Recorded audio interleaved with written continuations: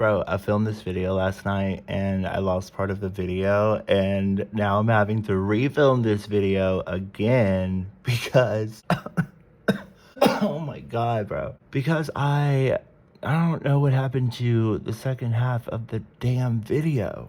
So anyway, hey guys, welcome back. We're gonna be focusing on the Capricorn new moon coming up here on December the 30th. Happy Christmas Eve, by the way. It's kind of early. I just woke up because I was gonna finish editing the video that anyway, whatever. Let's go ahead and get into some of the messages that are coming up in regards to this energy. So yeah, I don't have any notes and we're just gonna see what comes out in regards to pulling these cards. Hold on one second. I'm getting a message. I'm trying to get this brand deal off the ground. Okay. I'll have to get back to them. All right, guys, so let's go ahead and get started with the messages. In regards to the new moon in Capricorn happening on December the 30th, 2024. New moons do represent new beginnings. And so, sorry, my bracelets keep hitting the table. So Capricorn energy is cardinal earth.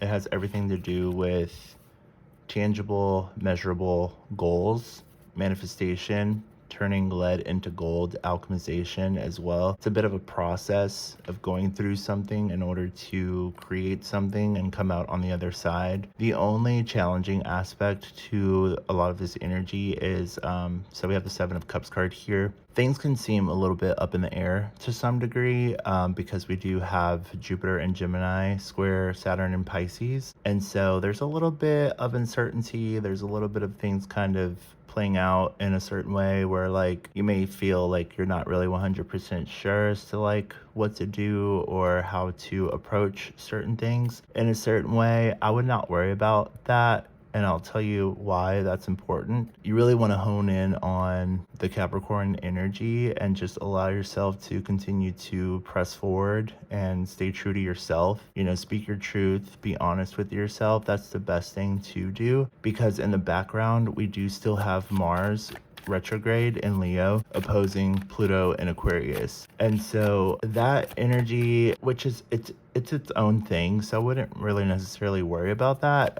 As long as you don't really kind of feed into that, you're pretty much good. A lot of that energy is just playing out in the background, and that's kind of more so the frustrating energy of this time. And that retrograde or that opposition is still going to continue to play out until at least about January the 6th, right before Mars re-enters into, Five of Coins. This is leaving people out in the cold. Once Mars re-enters into Cancer, there's no challenging aspects to Mars in Cancer. It is a vibe shift. Mars in Cancer is all about protecting the people that you love. It's about kind of, what I'm seeing it kind of is like, this energy is kind of being pulled, like the roots are being pulled out or the weeds are being pulled out in order to move into a more solid space where you're more kind of like protected and in a space of more security, or feeling more interconnected with like yourself and like what's important to you. Where I mentioned before, like Mars and Leo is more of a pinpointed energy. Mars and Cancer is more of like fighting for the things that you care about. So Five of Coins card here,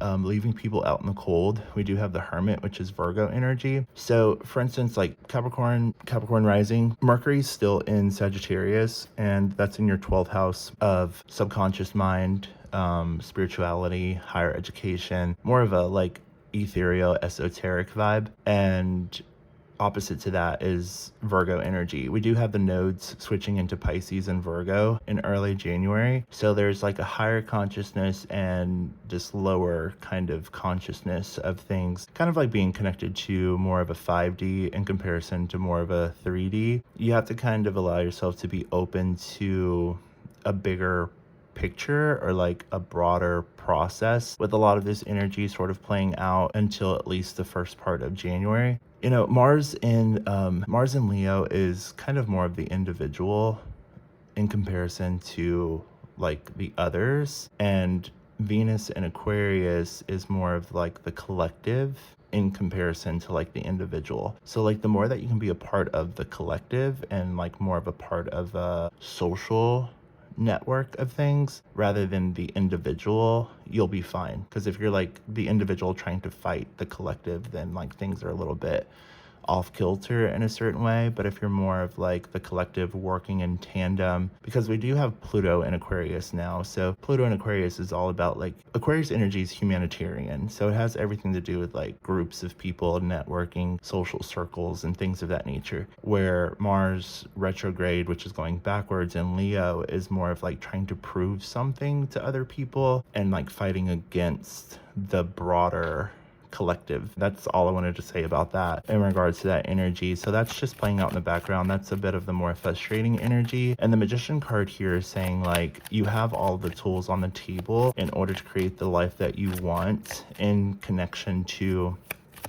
everything else. Just keep that in mind. Now, Capricorn is ruled by Saturn, and Saturn has everything to do with commitment, rules, restrictions. It represents the law of the universe. So the more that you can kind of be in a space where you're in flow with the connection of a higher power or higher consciousness, things of that nature, the more that like you won't be swayed by external things and you're not being kind of pushed around in regards to the energy, because things can come out of left field and just kind of, you know, catch you off guard in a certain way. But if you're in alignment with like, which is a lot of what 2025 is going to be about, if you're in alignment with like a bigger, broader plan for yourself in regards to, especially with the North Node in Pisces, higher consciousness and like something that is bringing you towards more of a space that is interconnected with like your truth and speaking your truth and things of that nature, the better off that you will be.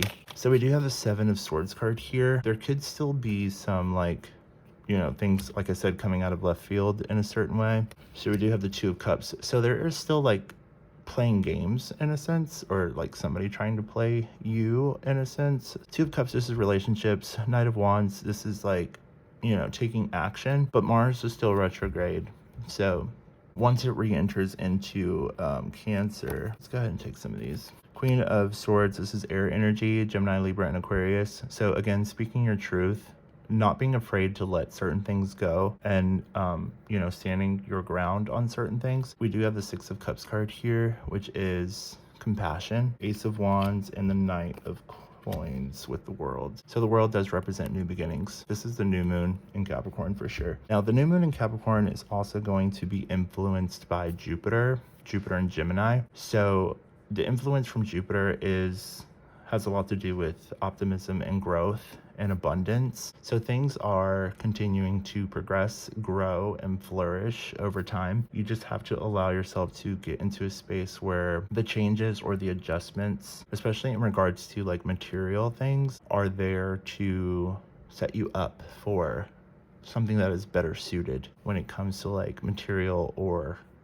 tangible goals and things of that nature. Set new things up in regards to making money. Like for instance, I mean, I'm, you know, in contact with that ambassador, or trying to become an ambassador for that brand at this time for later projects and stuff like that. The new moon itself, there is no challenging aspects to it whatsoever. So there's a lot more clarity and less bullshit going on by the time that we get to the new moon in Capricorn. All right, guys. So I hope that you got something from this, and I'll talk to you guys later. Bye.